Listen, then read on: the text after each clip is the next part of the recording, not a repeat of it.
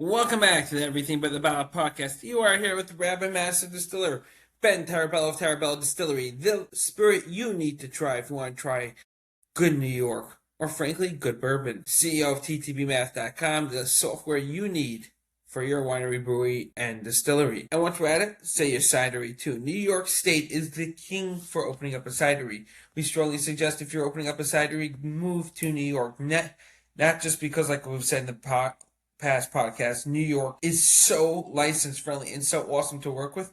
But New York has great apples to make cider out of, okay, guys? And that's just awesome. In addition, we have the unique categories like breweries. You're very close to breweries, farm to cidery license, cider producer license without any cap. These are just good. They're the same as a brewery, but you're close to the farms that grow the apples. And with New York's famous, or what's the word for it, orchards and history of apples, you're trading on a name, okay? So you might struggle with grapes against Napa Valley, even though I don't believe you should be fighting with California on anything anymore. California is such a stinky state. But at least with apples, there ain't no one that makes a good apple like a New York apple, okay? So take it and eat it. That's what you want the New York apple for. Your cidery. You can open up under farm, which is local designation, which is really trading on New York. You have low license fees, no complex setup, just file and go. I mean, we guys at ttbmath.com do it all the time with our consultancy. It's like $4 or $5 and you're done. Okay, now you might have some downsides with the farm brewer's license. Listen to our podcast on farm brewery, but it's really all just a plus.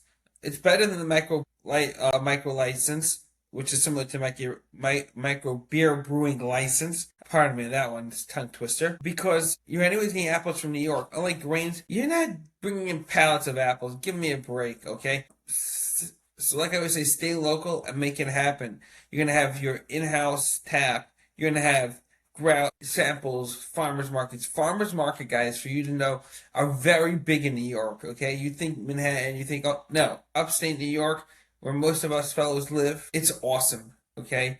You have huge margins, huge profit, great friendship. You could get the standard beer brewing license, micro beer brewing license. Let's be honest with ourselves. The best license you're gonna get for a cidery is a farmer's license. You know why?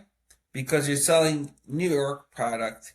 And if you're selling New York product, you don't need a beer brewer's license or a cidery license that lets you do mega capacity, unless of course you're coming with a huge wallet, because that will remove from you all the benefits of being in New York.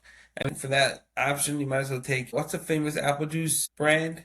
Slipped my mind. And just distill that stuff. I mean, they're doing it all the time, wholesale junk through a column still. You want to be boutique, make an experience. That is what New York, where you would stand out on. And to go for the microbrewer license, come on. What for? There's no real reason for that. So guys, thank you for listening. This is something you need to knock home, get involved in, and start beer brewing.